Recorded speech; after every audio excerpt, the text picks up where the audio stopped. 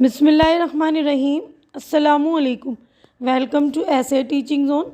आज की हमारी ये वीडियो है 10th क्लास की, जिस कोर्स बी का जो है उर्दू, और कोड नंबर 303 है।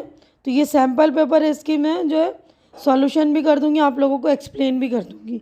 तो सैम्पल पेपर है 2022 और 23 का, यानी इसी साल का, करंट का, और सब्जेक्ट उर्दू। ठीक है ना। तो यहाँ पर एक 10th क्लास का उर्दू का पेपर है बी कोर्स वालों का। तो इसमें देखिए हिस्सा अलिफ सेक्शन में है, टाइमिंग जो है 3 घंटे का, और मैक्सिमम मार्क्स 80 नंबर। तो पहला क्वेश्चन है मुंतज़िल दरसी। दरसी यानी जो हमारे सिलेबस का इक़्तिबास है, यानी पैराग्राफ को गौर से पढ़िए और इससे मुताल्लिक़ सवालों के जवाब दीजिए। तो ये देखिए, आपको ये पैराग्राफ देखना है, मैं पढ़ रही हूँ। उसके सवालात यहाँ पर लिखे हुए देखिए।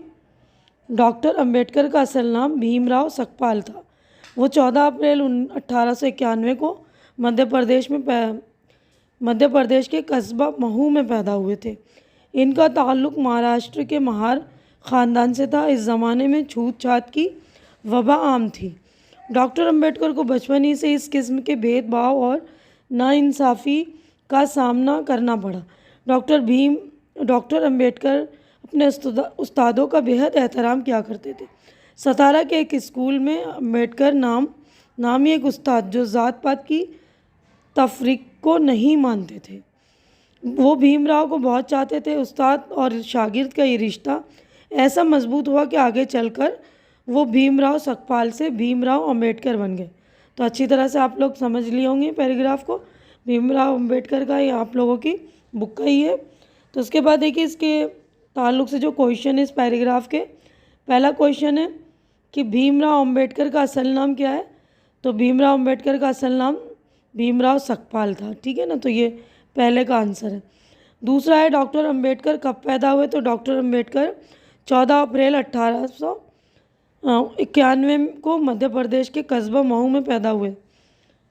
अब यहाँ पर पूछा है डॉक्टर अंबेडकर भीमराव सकपाल से भीमराव अंबेडकर कैसे बने। तो एक उस्ताद थे उनके ना, जो ज़ात पात की तफरीक को नहीं मानते थे, वो भीम को चाहते थे। उस्ताद और शागिर्द का रिश्ता ऐसा था कि वो अपने आप को जो है अपने नाम के साथ इन्होंने जो है भीमराव सकपाल से हटाकर इन्होंने अपने आप को भीमराव अंबेडकर कर लिया। अब अगला क्वेश्चन है अंबेडकर किस ख़ानदान से ताल्लुक़ रखते थे। तो अंबेडकर जो है इनका ताल्लुक़ महाराष्ट्र के महार ख़ानदान से था। ठीक है ना। अब तफरीक के मानी क्या है, यहाँ पर ये लफ्ज़ है ना, ये तफरगी, तो ये गलत लिखा हुआ है। इसके सही स्पेलिंग जो है ये सही है। तो तफरीक के मानी है फ़र्क, यानी भेदभाव नहीं करना, ज़ात पात का फ़र्क नहीं करते थे उनके उस्ताद। ठीक है ना। तो अच्छी तरह से आप लोग देख लीजिए और समझ भी लीजिएगा कि ये दरसी इक़्तिबास है, ये यानी दर्स आपकी सिलेबस का ही ये पैराग्राफ। अब सेकंड है बे वाला जो है, ये तो देखिए सबक का हो गया। अब ये जो है शेर का, यानी नज़्म का है। तो ये नज़्म भी आपकी हमद नज़्म से ली गई है। तारीफ़ उस खुदा की जिसने जहाँ बनाया, कैसी ज़मीं बनाई क्या आसमां बनाया, मिट्टी से बेल बूटे क्या खुशनुमा उगाए, पहना के सब्ज़ खलत इनको जवां बनाया, सूरज से हमने पाई गर्मी भी रोशनी भी, क्या खूब चश्मा तूने ए मेहरबा बनाया। ये प्यारी प्यारी चिड़ियाँ फिरती हैं जो चहकती, कुदरत ने तेरी इनको तस्बीह ख्वां बनाया, रहमत से तेरे क्या क्या है नेमतें मयसर, इन नेमतों का तुझको है कदरदां बनाया। तो इस वाली मतलब शेर जो है, तो उसकी पहला जो क्वेश्चन देखिए, इस दुनिया की तख्लीक किसने की। तख्लीक का मतलब होता है बनाना। तो इस दुनिया को किसने बनाया, तो जवाब देख लीजिएगा। जवाब क्या हो सकता है, हमने पूरी नज़्म पढ़ी हुई है ना। तो जवाब है खुदा ने। दुनिया की तख्लीक किसने की, खुदा ने, है ना। खुदा ने मिट्टी से क्या क्या उगाया, मिट्टी से खुदा ने बेल बूटे, है ना, बेल बूटे यानी पेड़ पौधे उगाए। अब नेक्स्ट पेज पर चलेंगे। देखिए हमारा ये पहला पेज नंबर हो गया कंप्लीट। तो नेक्स्ट पेज पर हम देखते हैं उसके आगे के क्वेश्चन। देखिए अगला क्वेश्चन है प्यारी प्यारी चिड़ियाँ किसकी तस्बीह बयान करती है। तो प्यारी प्यारी चिड़ियाँ खुदा की तस्बीह बयान करती है। तो यहाँ पर भी लिख देंगे खुदा की, किसकी जगह, खुदा की। ठीक है। अब अगला क्वेश्चन है खुशनुमा के मानी क्या। खुशनुमा के मानी खूबसूरत के। खुश यानी अच्छा, नुमा यानी दिखना यानी अच्छा दिखने वाला। ठीक है ना, तो आप लोग लिख लीजिएगा खूबसूरत, खुशनुमा यानी खूबसूरत, अच्छा दिखने वाला। इस नज़्म में किसकी तारीफ़ की गई है? तो इस नज़्म में खुदा की तारीफ़ की गई है। अब अगला क्वेश्चन है, देखिए अगला जो है ये गैर दरसी इक़्तिबास, दर्ज झैल गैर दरसी इक़्तिबास को गौर से पढ़िए, जो आपकी सिलेबस का नहीं है ना, बाहर से दिए हुए, गौर से पढ़िए, इन पर मुबनी सवालों के जवाब लिखिए। तो ये भी 2 पार्ट में, एक तो नज़्म का और एक सबक का, यानी सब नसरी असबाक और शेरी, तो दोनों के 10 नंबर हैं, उस 10 उसका 10 इसका। तो यहाँ पर अब्दाल, कुतुब व गौस वली आदमी हुए, मुनकिर भी आदमी हुए, कुफ्र के भरे, मुनकिर भी आदमी हुए और कुफ्र के भरे, क्या क्या करिश्मे कश्फ व करामात के लिए, हत्ता कि अपने ज़हद और रियाजत के ज़ोर से खालिक से जा मिला है, सो है वो भी आदमी। शद्दाद भी बेश्त बनाकर हुआ खुदा, फ़िरौन ने किया था जो दावा खुदाई का, नमरूद भी खुदा ही कहता था बरमला, ये बात है समझने की, आगे कहूँ मैं क्या, यहाँ तक जो हो चुका है सो वो भी आदमी। ठीक है, तो इससे मुतालिक जो क्वेश्चन है, इसके सवाल नंबर 1 है, अब्दाल किसे कहते हो? तो अब्दाल का मतलब होता है शरीफ। तो यहाँ पर है ना, अब्दाल कुतुब व गौस वली आदमी, तो अब्दाल जो है शरीफ आदमी को कहते हैं, जो अल्लाह का प्यारा बंदा होता है ना, तो उसको बोलते हैं। तो शरीफ आप इस तरह लिख सकते हैं, शरीफ, अब्दाल शरीफ आदमी को कहते हैं, वली आदमी को कहते हैं। बहश्त बनाकर किसने खुदाई का दावा किया था? तो बहश्त बनाकर जो है शद्दाद ने, देखिए शद्दाद नाम है, तो इसने खुदाई का दावा किया था, उसने अपनी जन्नत यहीं बना ली थी, लेकिन खुदा का करना ऐसा हो कि वो अपनी जन्नत देखे बगैर ही मर गया, उसको जन्नत अपनी देखने का मौका भी नहीं मिला। तो थर्ड क्वेश्चन है, इस नज़्म में फ़िरौन से क्या मुराद है? फ़िरौन से यही मुराद है ना कि इतना बड़ा बादशाह होने के बाद, खुदाई का दावा करने के बाद वो भी तबाह हुआ, बर्बाद हुआ। खुद फ़िरौन ने भी क्या करा था? खुदाई का दावा किया था, तो वो भी बर्बाद हुआ। खालिक के क्या मानी? खालिक के मानी बनाने वाला यानी अल्लाह, खालिक के मानी अल्लाह या खुदा। ठीक है ना। नमरूद से मुतालिक अपनी वाक़फ़ियत ज़ाहिर कीजिए। तो नमरूद एक ऐसा बादशाह था जो उसने भी अपने आप को खुदा कहा था, और अपने खुदा कहने के चक्कर में उसने हज़रत इब्राहीम अलैहिस्सलाम को जो आग में डलवा दिया था, और आग उनके लिए जो गुलजार बन गई थी।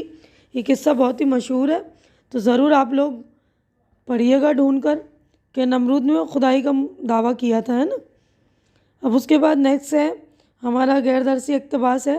आज से तकरीबन 1500 साल पहले हिंदुस्तान में आला तालीम के 3 ख़ास मरकज़ थे, तक्षशिला, नालंदा और विक्रमशिला। इन्हें महाविहार कहा जाता है था। आज की बड़ी यूनिवर्सिटी की तरह इन इदारों में भी दूसरे मुल्कों से तालिब इल्म आया करते थे। यहाँ बुद्ध मज़हब और फ़लसफ़े की तालीम के लिए बड़े काम किए गए।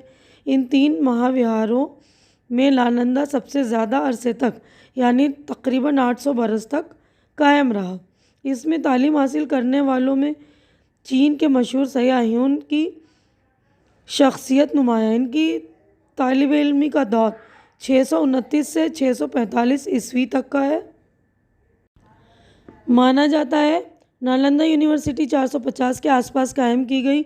इस ज़माने में मगध रियासत पर गुप्त ख़ानदान की हुकूमत थी। इस ख़ानदान के कई राजाओं ने नालंदा की तरक्की के लिए ख़जानों के मुंह खोल दिए थे। ठीक है ना। तो ये हो गया पैराग्राफ कंप्लीट। पहला सवाल है, तक्षशिला, नालंदा और विक्रमशिला किसके मरकज़ थे? और ये देखिए,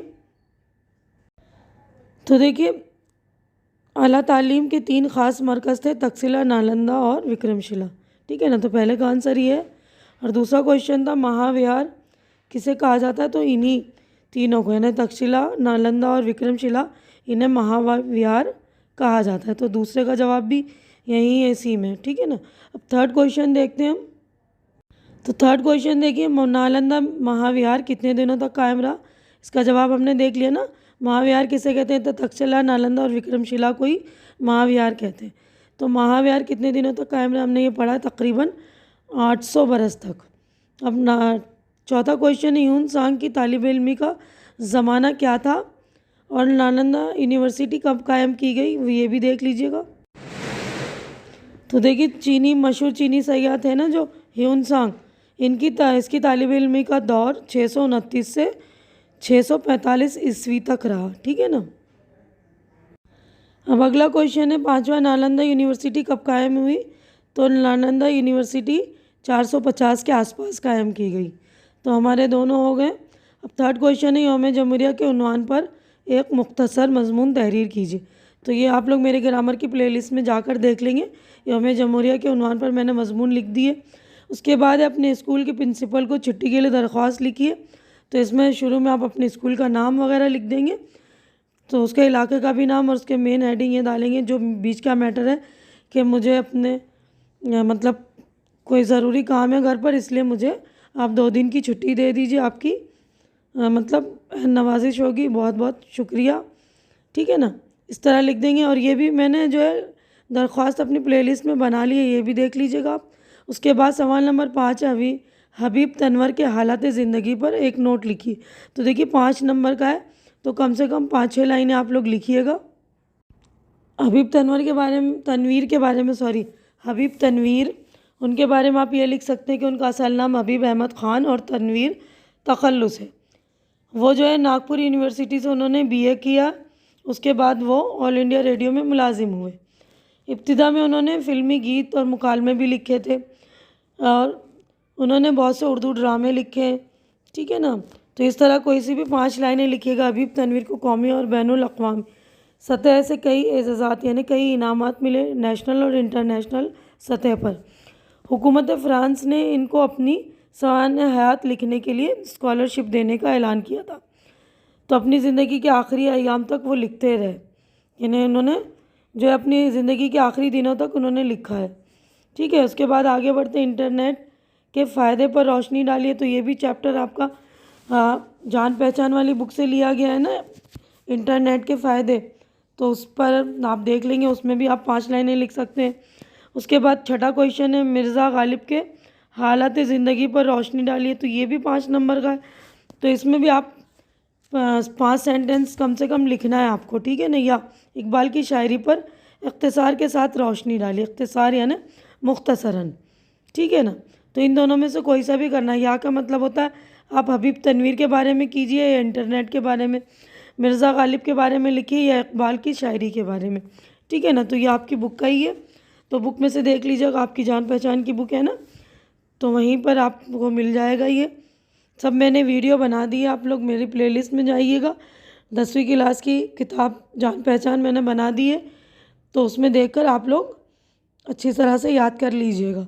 अब नेक्स्ट क्वेश्चन है हमारा क्वेश्चन नंबर 7, दर्ज सवालों के मुतबादिल जवाबात में से सही जवाब तलाश करके लिखिए। मुतबादिल जवाब यानी मल्टीपल चॉइसेस क्वेश्चन है, यानी 4 ऑप्शन दिए हुए, जो सही है उनको आपको लिखना है। ठीक है ना। तो 8 है, 8 के 2 नंबर है ना। तो देखिए पहला वो लफ्ज़ जिससे किसी काम का होना या करना ज़ाहिर हो। तो काम का होना, काम का मतलब होता है फ़ेल, तो ये आएगा फ़ेल।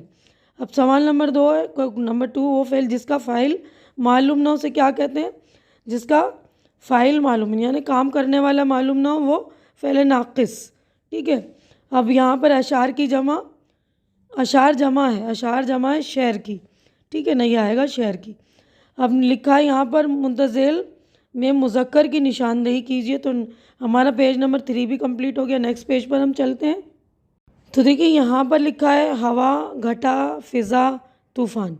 तो इसमें जो है तूफ़ान मुज़क्कर है, क्योंकि जब हम सेंटेंस अगर बनाएंगे तो आपकी समझ में आ जाएगा कि हम जब बोलते तो हवा चल रही है, ना कि हम ये बोलते हवा चल रहा है।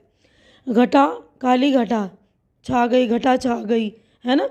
पुरसुकून फ़िज़ा है, आज बहुत अच्छी फ़िज़ा है आज की। और हम ये बोलते हैं ना बहुत भयंकर तूफ़ान आया, तो आया जो है मुज़क्कर के लिए इस्तेमाल करते हैं। तो इस तरह आप लोग समझ सकते हैं। नहीं समझ में आ जाए तो सेंटेंस बनाकर आप इस्तेमाल करके उसको समझ सकते हैं। ठीक है ना। ये एक छोटा सा पॉइंट मैंने आप लोगों की आसानी के लिए बता दिया। अब नेक्स्ट है मुंतज़िल में मुअन्नस की निशानदेही कीजिए। इसको भी ऐसे ही करेंगे। तो मोती, दही, हाथी, रोशनाई। तो हाथी, बहुत बड़ा हाथी। ठीक है ना। तो ये तो देखिए इसमें हम ये बोलते हैं ना, मोती, बड़ा मोती, खट्टा दही, बड़ा हाथी। तो ये तीनों जो है मुज़क्कर है। और ये जो है रोशनाई बोलते हैं, नीली रोशनाई, ना क्या हम बोलेंगे नीला रोशनाई। ठीक है, तो रोशनाई जो है मोहनिस है। ठीक है, एकदम आसान सी पहचान बता दी मैंने। अब छठा है खैर का मुतज़ाद। खैर का मतलब अच्छाई और खैर का मुतज़ाद है शर। खैर शर, शर यानी बुराई। उसके बाद है सातवां मुंतज़िल में कौन से लफ्ज़ में साबे का इस्तेमाल हो। साबे का जो शुरू में इस्तेमाल होते हैं, तो शुरू में इस्तेमाल होने वाला लफ्ज़ है खुश किस्मत। मेन लफ्ज़ जो है किस्मत, उसके पहले यूज़ हुआ है खुश। बाकी इतर दान, दान बाद में हुआ है, दौलतमंद भी बाद में मंद है ना, गुलजार में जार बाद में। ठीक है, तो ये खुशकिस्मत आपका साबे का। मुंतज़िल अल्फाज में जमा की निशानदही कीजिए। तो जमा लफ्ज़ कौन से हैं? इफ़कार, इजलास, इफलास। ईसार जो है जमा नहीं है। अब डी सेक्शन में हम देखेंगे, सवाल नंबर 8 है मुंतज़िल मुहावरों को जुमलों में इस्तेमाल कीजिए। तो मुहावरे भी मैंने बता दिए, बना दिए। भेस बदलना यानी भेस बदल कर, हज़रत अली जो भेस बदल कर अपनी रियाया का हाल चाल पता करते थे। मैदान छोड़ना यानी कि पीछे हट जाना। तो जब जो है क्या नाम है पाकिस्तान हारने लगी तो उसने अपना मैदान छोड़ दिया। कोई से भी जुमले आप बना सकते हैं। हथियार डालना का भी मतलब यही है कि हम हथियार डाल दिए ना, पीछे हट गए। उसके बाद देखिए सवाल नंबर 9 है, रज़िया सुल्तान ने कितने बरस हुकूमत की। तो रज़िया सुल्तान ने 3.5 साल हुकूमत की। अब उसके बाद सेकंड क्वेश्चन है मवासिलाती निज़ाम किसे कहते हैं। तो ये भी आपका इंटरनेट वाला चैप्टर का है।